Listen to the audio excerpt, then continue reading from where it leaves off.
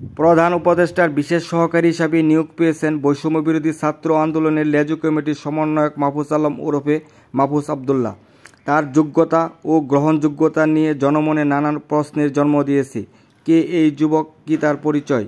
গতানুগন্ত্রিক রাজনীতির বাইরে একটি সফল অভ্যুত্থানের মাস্টার মাইন্ড হিসাবে কাজ করেছেন এই যুবক। তার বাড়ি লক্ষ্মীপুর জেলার রামগঞ্জে। তিনি ঢাকা বিশ্ববিদ্যালয়ের আইন বিভাগের 2015-16 শিক্ষাবর্ষের ছাত্র।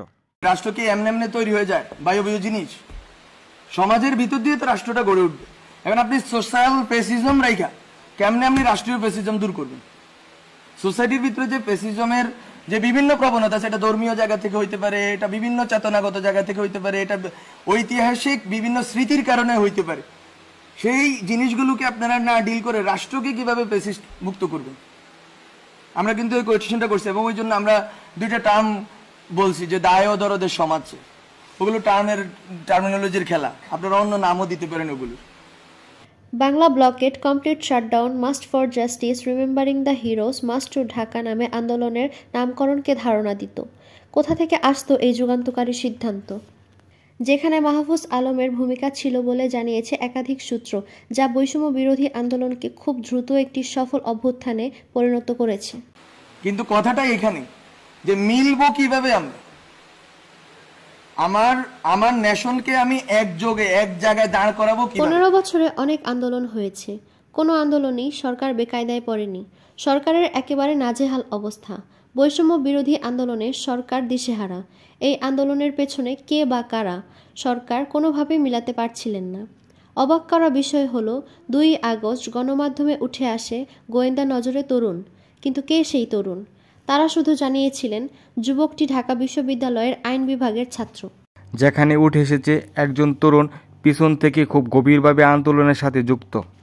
মাহফুজ আলম খুবই শান্ত স্বভাবের এবং ঠান্ডা মস্তিষ্কের মানুষ। তিনি লেখালেখির পাশাপাশি আড্ডাবাজির জন্য পরিচিত আমাদের ছিলেন। ওই সময়ের এই বটতলায় বসে 20-30 জনের আড্ডা ছিল ওই সময়।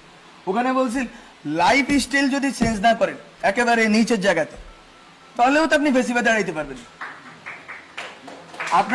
আপনার লাইফ স্টাইলের ভিতরেও ফেসিজম আছে।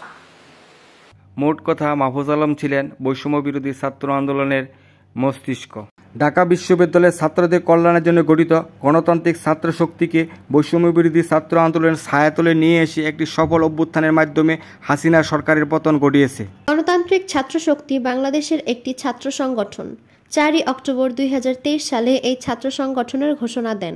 সংগঠনের লক্ষ্য ও উদ্দেশ্য হল শিক্ষা ব্যবস্থার পুনর্গঠন, রাজনৈতিক ব্যক্তি পরিসর ও সংস্কৃতি নির্মাণ, শিক্ষার্থী কল্যাণ, ছাত্র নাগরিক রাজনীতি নির্মাণ ও রাষ্ট্র রাজনৈতিক ব্যবস্থার পুনর্গঠন। তারই ধারাবাহিকতায় 2024 সালে 1 জুলাই কোটা সংস্কারের দাবিতে সৃষ্টি হয় বৈষম্য বিরোধী ছাত্র আন্দোলন।